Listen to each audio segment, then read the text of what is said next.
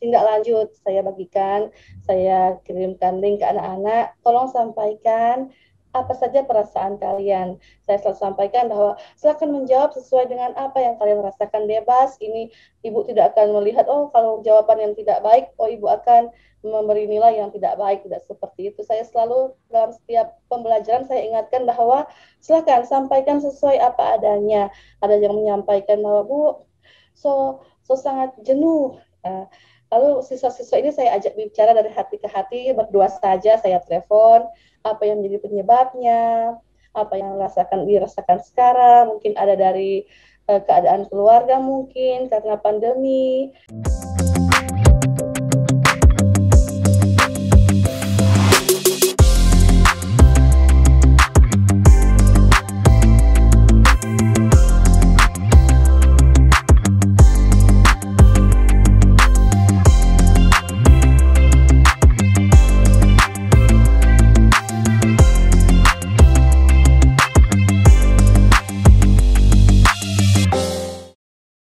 Hai kalian semuanya, senang bisa ada lagi di video terbaru kali ini. Maaf dalam beberapa waktu agak sedikit agak tertunda karena kesibukan. Saya juga baru selesai satu mata kuliah final dan akan segera memulai kuliah yang baru di bulan depan. Jadi sangat menyita waktu, tapi senang bisa ada lagi bersama kalian semuanya di video terbaru kali ini. Dan yang akan cicet dengan Mariska seperti biasa, kali ini adalah seorang guru matematika di salah satu SMA Negeri 1 Tondano. Tondano itu juga sekolah saya dulu waktu masih SMA.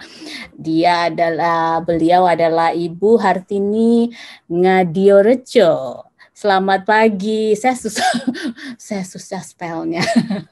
Nanti mohon kalau selamat pagi, Bu. Ya, selamat pagi. Kalau tolong dikoreksi kalau saya salah ya. Salah menyebutkan nama. Tapi tadi sudah benar ya, Bu ya. Ya. Kita panggil Enci Jokang atau ya, Bu. Ya, silakan, Bu. Enci Tini, boleh ya? Boleh. Apa kabar? Ini di sekolah atau sehat. Di sela-sela mengajar, Enci, atau lagi di rumah atau lagi work from home. Work from home. Ini yang jadi pertanyaan, Ci, Pak dari Pak kita.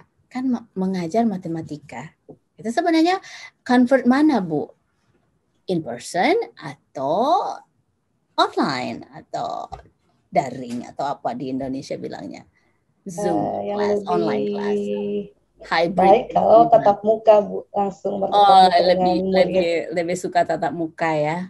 Iya. Karena tapi kan matematika juga kan bisa tinggal ngasih soal dan atau beda ya.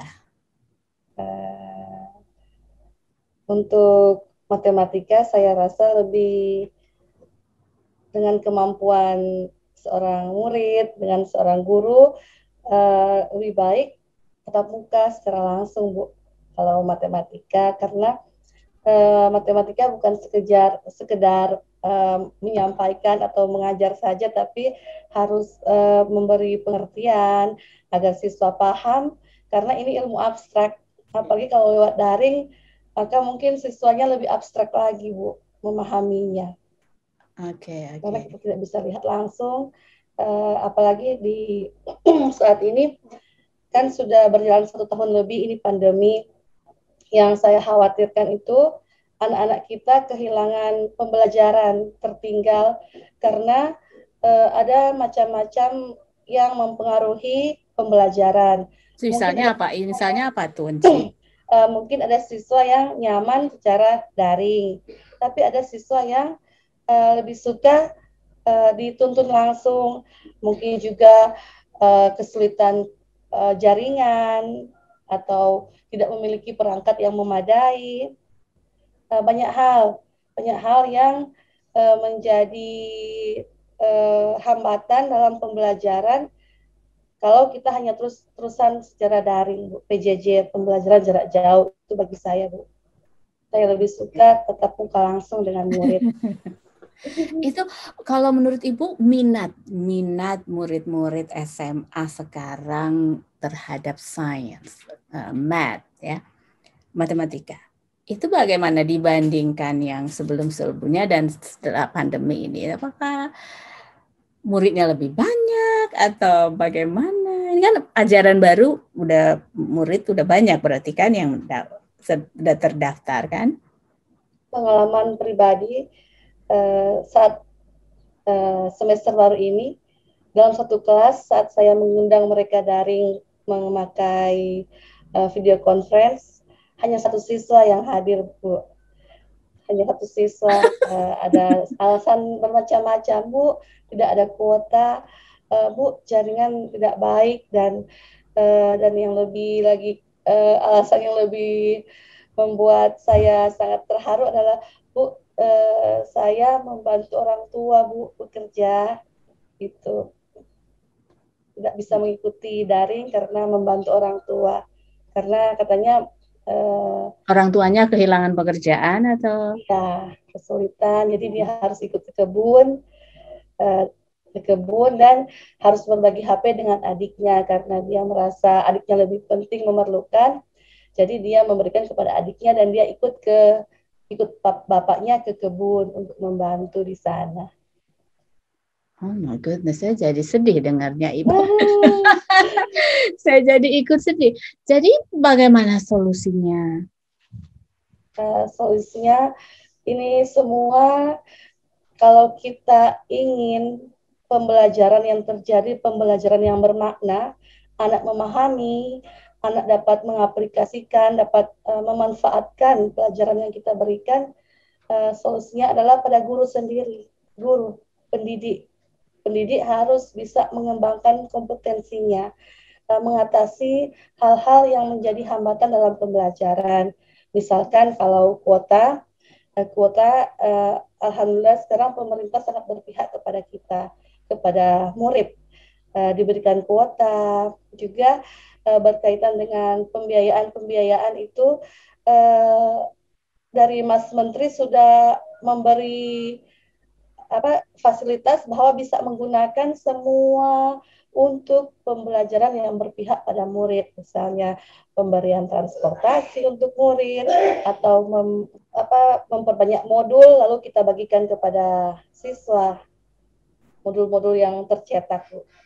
Karena kadang kalau kita juga membiarkan anak-anak kita melihat HP terlalu lama, melihat laptop atau komputer terlalu lama, juga anak-anak tidak semuanya ada fasilitas untuk print. Jadi sekolah menyediakan modul-modul lalu dibagikan kepada siswa. Gitu. Berbentuk e-book mungkin? Iya, kalau e-book mungkin itu juga saya lebih suka tercetak, Bu, karena kalau untuk matematika kalau ada cetakannya saat siswa melihat, oh ini langsung dicakar, langsung mungkin. Tapi kalau e-book cuma lihat dari handphone kan kecil tampilannya. Iya, kan Mas Menteri sudah mengalokasikan dana untuk murid begitu banyak, jadi kita bisa mencetak lalu kita memberikan kepada murid, tapi dengan protokol yang ketat. Misalkan guru yang mencetak itu memang sudah divaksin, mengecek bahwa dia negatif, lalu membawanya ke rumah-rumah dengan protokol yang ketat. Oh gitu. Jadi guru aktif ya, langsung ke Oke, ke anak-anak, dan juga kerjasama dengan orang tua sangat penting, itu yang sangat penting, agar orang tua bisa mengecek apakah benar anaknya sudah mengerjakan, anaknya sudah memahami, sudah menyelesaikan tugas-tugas yang diperoleh dari sekolah. Orang tua, Bu, yang kerjasama yang sangat penting saat ini adalah pendidik dan orang tua. Apa kira-kira yang saat ini dilakukan SMA Negeri 1 Tondano, karena sekarang kan masih PPKM ya, ya kan, itu belum tahu juga ini mau in person atau tetap continuing, mau tetap dari rumah. Itu bagaimana lagi? Kan mau dari sekolah apa baru kan ini? Tahun ajaran baru ya. Dari sekolah, karena beberapa waktu lalu telah diumumkan akan melaksanakan tatap muka. secara luring di sekolah langsung. Jadi sudah mempersiapkan fasilitas, kursi-kursi diatur sedemikian rupa, meja dipakaikan penyekat, dan tempat-tempat cuci tangan yang banyak, dan juga disediakan fasilitas kesehatan yang di sekolah seperti obat-obatan, ada juga hand sanitizer untuk persiapan tatap muka. Tapi karena ini diperpanjang, maka sekolah kami mengadakan seperti tadi Bu, kami melaksanakan diagnosis kepada siswa apa saja kebutuhan siswa. Oh, mungkin siswa A ini dia lebih suka belajar dengan cara video pembelajaran. Oh, siswa ini lebih suka dengan ada modul yang tercetak. Oh, siswa ini kami membuat program-program yang berpihak kepada murid. Kami sesuaikan, kami kirimkan link, silakan murid mengisi sesuai yang disenangi, cara belajar yang seperti apa. Dari hasil itu kami mengelompokkan, oh siswa ini boleh secara daring dia suka. Oh siswa ini dia lebih suka diberikan modul, begitu Bu. Program saat ini seperti itu. Dari hasil survei yang dilakukan, hasilnya seperti apa? Berapa persen anak-anak suka? Anak-anak yang dari kelas saya Bu, yang menyukai daring via mungkin secara video langsung seperti ini hanya sekitar 22% Bu dari hasil kelas saya. 22%, yang sisanya itu Bu, kami sudah ingin ke sekolah Bu, saya bosan Bu, saya tidak mengerti karena jaringan kadang suara Ibu hilang, hilang seperti itu. Mereka lebih suka katanya untuk ke sekolah. Dan ada sisanya beberapa persen itu 30-an persen itu Bu, kalau boleh kami mendapat modul belajar atau buku cetak, supaya kalaupun ada halangan jaringan atau apa itu kami bisa melihat langsung di modul begitu Bu. Oke, jadi dengan agak-agak jadi itu juga ya, Ibu, menurut Enci Tini, dengan pembelajaran seperti ini, apakah seluruh mata pelajaran per semester ya, per semester itu tersampaikan, diajarkan dengan baik, atau ya lompat ya terpaksa karena ada murid yang ini ya terpaksa jadi ini tidak jadi diajarkan atau bagaimana?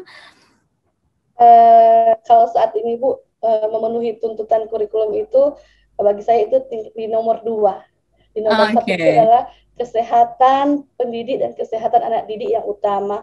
Bukan cuma kesehatan raganya, tapi kesehatan jiwanya juga. Jadi bukan kita guru bukan hanya mendidik, mengajarkan, harus capai ini semester ini harus capai sampai 100%. Kalau saya tidak Bu, saya lebih, kalau dalam pelajaran saya lebih mengajak anak-anak mengeksplor dirinya sendiri, juga membangun semangatnya, motivasinya menghadapi pandemi ini. Karena kalau cuma kesehatan raga mungkin terlihat, tapi jiwanya anak-anak kita tidak lihat. Mungkin ada yang sudah sangat bosan dengan keadaan ini, sudah harus kita sebagai pendidik, kita juga harus memperhatikan kesehatan jiwa anak-anak kita. Ada enggak di kelas Ibu yang Ibu lihat mungkin ada ini Dapalia so yang Ibu bilang tadi, so bosan sekali, so pastiu sekali, tapi ya karena mungkin ya dari ini karena memang juga harus bersekolah, dari orang tua, mungkin orang tua marah kalau enggak itu kan enggak, jadinya ya jadi tidak jadi tidak sehat jadinya kan, yang tadi Ibu bilang kesehatan jiwanya itu gimana pendekatan dengan mereka supaya tetap enjoy? Kalau dari saya ya, saya sering membagikan tindak lanjut, saya bagikan, saya kirimkan link ke anak-anak, tolong sampaikan apa saja perasaan kalian. Saya selalu sampaikan bahwa silakan menjawab sesuai dengan apa yang kalian rasakan, bebas. Ini ibu tidak akan melihat, oh kalau jawaban yang tidak baik, oh ibu akan memberi nilai yang tidak baik, tidak seperti itu. Saya selalu dalam setiap pembelajaran saya ingatkan bahwa silakan sampaikan sesuai apa adanya. Ada yang menyampaikan bahwa Bu, so sangat jenuh. Lalu siswa-siswa ini saya ajak bicara dari hati ke hati, berdua saja saya telepon, apa yang menjadi penyebabnya, apa yang dirasakan sekarang, mungkin ada dari keadaan keluarga mungkin karena pandemi, seperti yang tadi Bu, seorang anak tadi yang ya Harus terpaksa membantu meninggalkan orang tua. pembelajaran karena membantu orang tua. Saya tidak langsung bilang, oh tidak boleh, saya bilang, oh silakan, silakan, tapi setelah pulang segera menyesuaikan diri dengan pelajaran di sekolah. Jadi kita harus ada hubungan yang baik dengan orang tua, Bu. Harus komunikasi terus, komunikasi terus. Kadang ya ada pendidik yang pendidik yang berpendapat begini. Oh, yang penting kan orang sudah mengajar, sudah lepas tanggung jawab. Padahal sesungguhnya tanggung jawab guru itu bukan cuma sekedar mengajar, tapi juga mempersiapkan anak-anak ini secara jiwa raga siap untuk di masa depannya. Ya Ya, begitu, Bu. siap untuk ya bersaing juga di Iya, era untuk globalisasi. berjuang. Ya, dia mereka harus juga menjadi anak-anak yang siap secara baik secara pendidikannya juga mentalnya Iya, ya. iya, Nah, tadi Ibu bilang kesehatan jiwa dan raga anak-anak. Nah, sekarang di kesehatan jiwa dan raga ibu gurunya gitu harus menyikapi berbagai macam situasi dari murid-murid yang begitu banyak, sementara guru-guru juga punya keluarga, mungkin punya kehidupan, ya punya anak kecil, mereka harus membagi perasaan mereka, waktu mereka juga harus memanage, menjaga hati dan jiwa dan raga keluarga, dan itu bagaimana, pernah enggak ada yang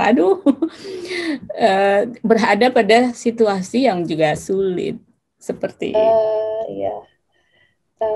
Di saat pertama kita sudah mengambil tanggung jawab sebagai pendidik, sebagai guru, maka kita sudah taken kontrak dengan Tuhan bahwa kita akan memperlakukan sama anak-anak kita di rumah dan anak-anak kita di sekolah, Bu. Itu kalau saya. Alhamdulillah saat ini saya mempunyai empat anak masih dalam usia sekolah. Tapi saya harus mengatur waktu sedemikian rupa bahwa saya juga mempunyai anak-anak di sekolah. Kalau saya memanajemen mengatur bahwa apa saja yang terjadi di rumah itu adalah tanggung jawab kita, dan juga anak-anak kita di sekolah yang sekarang sementara belajar di rumah juga tanggung jawab kita.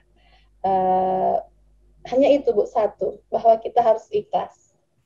Karena kita sudah menandatangani kontrak dengan Tuhan sebagai pendidik, bukan hanya dengan pemerintah yang memberi gaji, tapi dengan Tuhan, bahwa kita sudah menerima amanah terbaik ini sebagai seorang pendidik. Ya, tadi Ibu bilang Ibu punya anak-anak yang juga sekolah. Lah, iya. Ya ini bagaimana membagi waktunya, karena di rumah habis mengajar mendampingi mereka gitu. Sebagai guru yang mendampingi, pernah enggak ada konflik dengan anak-anak tuh, yang dari anak-anak Ibu yang incip anak-anak yang ada problem dengan cara gaya mengajar, karena mungkin anak-anak Enci Tini mungkin masih kecil-kecil, sementara Enci sangat paham dengan karakter anak-anak murid yang di SMA kan. Jadi bagaimana memanage sikap? Memang konflik itu ada, Bu. Ada. Mungkin anak-anak mengerjakan tugas di rumah. Pada saat itu juga saya harus mengajar daring. Alhamdulillah, untungnya ini selang waktu untuk memasukkan tugas bukan hanya pada jam itu saja, tapi guru-guru lebih mengerti bahwa diberikan waktu sepanjang hari. Jadi saat saya mengerjakan tugas sebagai pengajar, nanti setelah saya selesai, baru saya mengatur tugas anak-anak saya. Kadang saya bilang, silakan buat sendiri. Nanti sebentar bersama Mama terang diskusi apakah yang dikerjakan sudah benar atau tidak.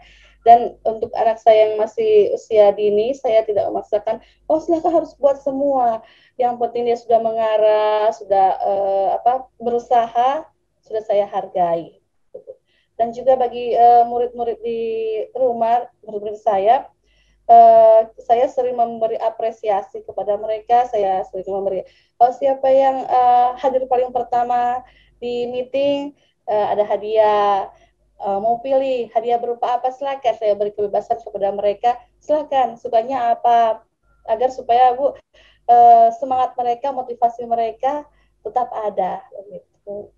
Nah, kita balik ke tadi Ibu bilang pernah itu Ibu mau mengajar.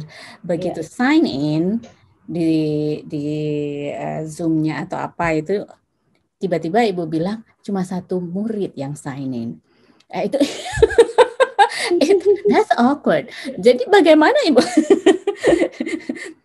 Akhirnya cuma berdua ya. Iya. Mengajar matematika berdua. Iya, saya perasaan saat itu, aduh, Mau marah nggak bisa karena anak-anak punya bagi saya berpikir persoalan. ini, berarti pelajaran saya ini tidak menarik dan tidak menyenangkan, sehingga minat anak-anak tidak ada, hanya satu murid yang bergabung. Tapi setelah saya bersharing dengan mereka, saya sampaikan apa kendalanya sebagai guru, kita tidak boleh langsung marah karena ada berbagai banyak alasan di pandemi ini yang membuat murid tidak bisa langsung gabung, Bu. Seperti tadi, ada yang sudah ke kebun, ada yang tidak bisa gabung karena jaringan, dan ada memang belum bangun, Bu, belum bangun, belum siap untuk belajar, emang belum bangun. Lalu saya tanya, terus bangun jam berapa? Bu, nanti kita bangun jam 10, Bu. Berarti sudah lewat berapa pelajaran? Nah, iya, Bu, sudah lewat berapa pelajaran. Tapi mau bagaimana lagi, Bu? Keadaan ini membuat anak-anak seperti itu. Karenanya saya sampaikan tadi bahwa harus ada dari orang tua dan gurunya. Orang tua dari rumah mempersiapkan anak-anaknya, harus bangun, mandi, sarapan, dan beraktivitas seperti biasanya, yaitu kegiatan belajar dengan guru. Tapi kan tidak semua orang tua yang bisa seperti itu, karena mungkin sibuk bekerja atau mengharuskan, oh pagi-pagi sudah berangkat kerja, jadi anak-anak cuma bilang, bangun, oh sudah, so bangun Pak, Mak, so bangun, tapi setelah pergi tidur kembali. Kan seperti itu biasanya, Bu. Sekarang yang jadi pertanyaan, pernah enggak Ibu mendapati Ibu murid-murid yang sengaja ya they just made up, dan cuma bikin alasan. Ya cari-cari alasan, padahal sebenarnya enggak seperti itu, cari-cari alasan ya supaya. Pernah enggak ada menemukan hal-hal seperti itu? Ada murid yang Ada, Bu, ada. Memang anak memang tidak mau belajar, minatnya sudah menurun, motivasi belajarnya sudah menurun, dan itu tanggung jawab kita bersama. Bagaimana meningkatkan motivasinya, iya. minatnya, karena masa depan bangsa kita terletak pada anak-anak muda sekarang, anak-anak SMA sekarang. Kalau kita membiarkan seperti itu, maka anak-anak kita akan learning loss, akan kehilangan pembelajaran, akan kehilangan waktu-waktu belajarnya. Bayangkan, Bu, sudah 1 tahun lebih ini, dan menurut hasil survei yang saya bagikan kepada anak-anak, hanya 35% itu yang mengikuti pembelajaran dengan baik. Sisanya memang bukannya tidak mau, tapi seperti itu, Bu, banyak-banyak alasan yang membuat mereka tidak bisa mengikuti pelajaran dengan baik. Nah, ada satu siswa saya tinggal di pantai, Bu, dia bilang, Bu, kalau mau meeting kita mesti naik di kobong belakang, harus naik ke bukit supaya dapat signal yang baik. Dan terus bagaimana, dan naik ke sana bagaimana, cuma sendiri? Oh enggak, Bu, opa ada tamang akang, opa ada antar. Berapa jaraknya? Bu, kita mesti berjalan sekitar 1 kiloan baru kata sampai di bukit itu baru supaya sinyal bagus. Dan anak ini juga walaupun keadaan tapi tetap mau berusaha dan tinggal dengan opa dan oma, Bu. Opa dan oma, mama dan papanya sudah meninggal, tapi semangat belajarnya masih Semangat tinggi. Iya, iya, Iya. iya. Ya, senang dengarnya. Saya jadi speechless.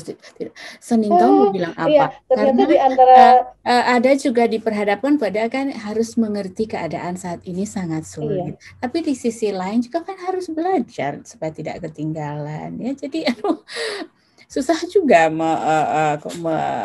dengan kondisi seperti sekarang ini. Tapi tergantung juga dengan masing-masing kalian, anak. Karena saya juga walaupun umurnya sudah banyak ini kan juga masih tetap sekolah, kadang harus juga bangun, ada juga harus bangun pagi-pagi ya, tapi tetap bersemangat. Jadi dari kita juga ya harus ya, saya rasa Enci sepakat, mungkin ada dari diri sendiri juga harus di samping orang Iya. lain kita butuh semangat dari orang-orang Iya, yang terdekat kita, tapi dari diri kita sendiri juga harus kita punya apa ya, komitmen dengan diri kita sendiri. Oke, dan sekarang Ibu kangen nggak sama enci-enci yang lain? Karena kan pasti kan kangen jarang, sekali, Bu. paling kalau kuda apa mungkin cuma yang ya berapa orang, nggak bisa, Banyak mungkin ada yang banyak. selama sekali mungkin nggak pernah lihat atau bagaimana. Iya,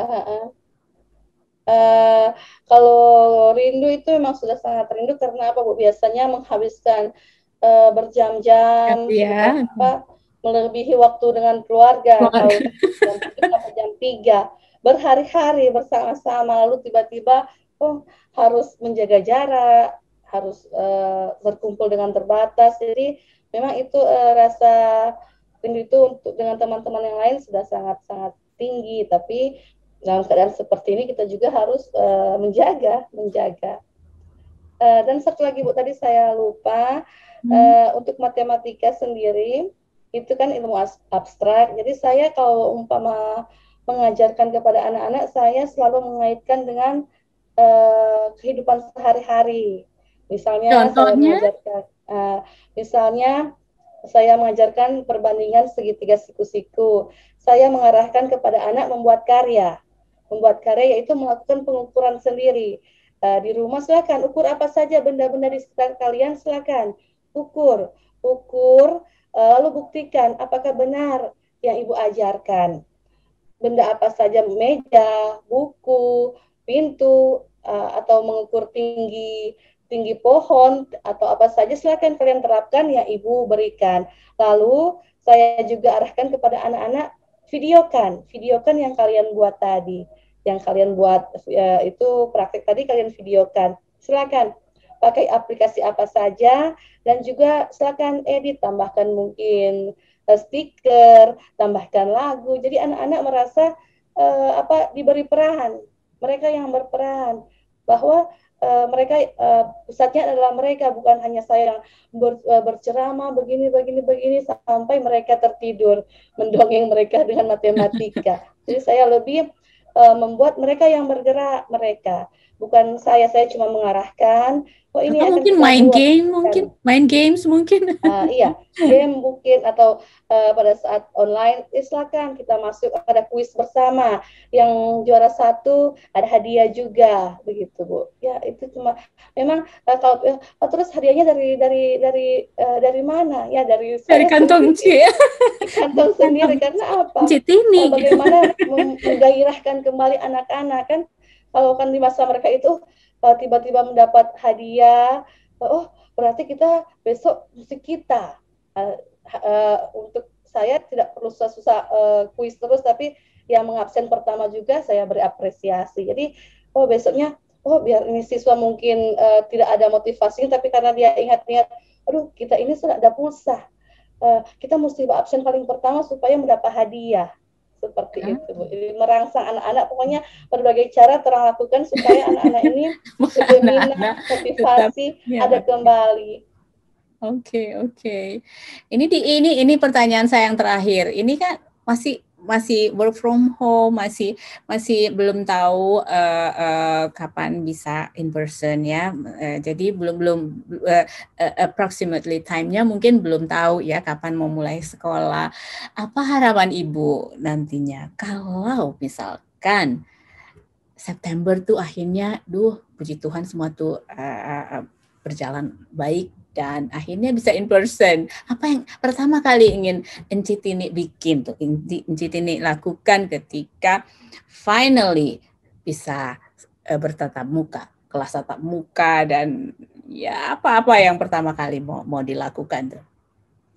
Celebrate-nya bagaimana? Yang terpikirkan pertama adalah saya ingin memeluk anak-anak saya, sudah rindu sekali memeluk mereka, memeluk mereka, dan juga kita yang saya inginkan adalah mengajar lebih baik, Bu. Mengajar lebih baik. Selama ini merasa belum terlalu baik atau? Merasa sangat tidak baik. Ya karena pandemi kan, karena merasa mungkin tidak sepenuhnya bisa dekat, tidak sepenuhnya bisa lebih lebih total untuk kasih pelajaran ke mereka mungkin ya, karena kendala-kendala yang seperti ini. Inilah Bu, kita pihak sekolah, pendidik dan orang tua harus selalu berkomunikasi. Pihak sekolah juga, karena walaupun sebagaimanapun seorang guru itu akan maju, tapi apabila tidak didukung oleh timnya, tidak akan bisa maju. Karena dalam tim itu umpama ada 30, cuma satu yang lari sendiri, 29 tarik kan Bu, tetap nggak imbang, 29 lawan 1. Jadi ada komitmen seperti yang Ibu katakan tadi, ada komitmen bersama dari pihak sekolah, pihak pendidiknya, orang tuanya. Karena murid ini di masa mencari jati diri, harus ada dorongan dari orang yang berarti itu ada itu juga, bukan hanya pelajaran dan keadaan saat ini di usia mereka juga ya. Iya, karena mereka bukan seperti kita yang sudah dewasa, sudah banyak pengalaman hidup. Karena mereka hanya tahu, oh ini hidup ini hanya bahagia, hanya bersenang-senang. Nah, lalu kita yang harus mengarahkan bahwa Muni ini belajar saat ini untuk menuju masa depan. Mereka kan belum tahu, oh sebentar kita mau menikah, ada tanggung jawab. Mereka belum sampai ke sana ya. Nih, untuk kelas SMA belum sampai ke situ ya. Mereka hanya bahagia, kumpul-kumpul, senang-senang. Jadi terang yang pendidik, orang tua, arahkan ke anak-anak. Dan juga dukungan dari pihak sekolah tentunya. Agar orang semua bersinergi sama tujuan. Tujuannya melaksanakan pembelajaran yang berpihak pada murid. Ya, supaya tidak timpang. Guru yang lain ke arah kanan, guru yang lain ke arah kiri. Nah, kita harus berkomitmen. Kalau satu sekolah itu sudah ada SOP-nya, pastinya kita akan maju bersama, hebat semua. Hebat bersama ya, tumbuh bersama. Oke, Ibu Hartini, terima kasih banyak atas waktunya ya. Salam buat murid-muridnya. Salam juga buat Ibu Kepala Sekolahnya yang cantik. Salam buat semuanya ya. Salam buat Ibu Silvana Polii ya. Iya, guru favorit saya yang nanti katanya mau pensiun. Oke, Ibu Tini. Sukses terus ya, salam sehat ya, salam buat keluarga. Oke, bye. Thank you so much atas waktunya. Thank you so much. Oke, itu dia kalian semuanya, Cicet Mariska bersama Ibu Guru yang cantik dan baik hati ini. Dan seperti biasa di akhir video ada tips dari Marty Lyons, ini dia. Hello and welcome back for another tip from Marty. Today's episode, we heard a person who does a lot of different things. It's quite astonishing. And when you run across people like this, which I have in the past, you think, wow, where did they get the time to get all this stuff done? And how did they learn how to do all this stuff? And the answer is a little bit at a time. You never get, if you're making a lot of progress on doing something like that, you never get there just like that. It takes time and energy and devotion. But the cool part is, when people are doing that, they're having so much fun. It's not work anymore. They feel like this is what they're born to do. This is their purpose for being here on earth, is to do these things. And they have to seem like endless energy. And to get more energy, they spend even more time in working what they want to do because that's their passion. And the interest is, as part of that too, is people develop a ever greater thirst for more knowledge and more understanding and more skills and whatnot, and to grow their business and grow their knowledge, because this is what feeds them and so on. And when we think about when we run across people like this, we should be encouraging not only them but everyone else around us, like, how do you light that spark? How do you get that fire going in somebody so that they're just driven to go do things and have fun?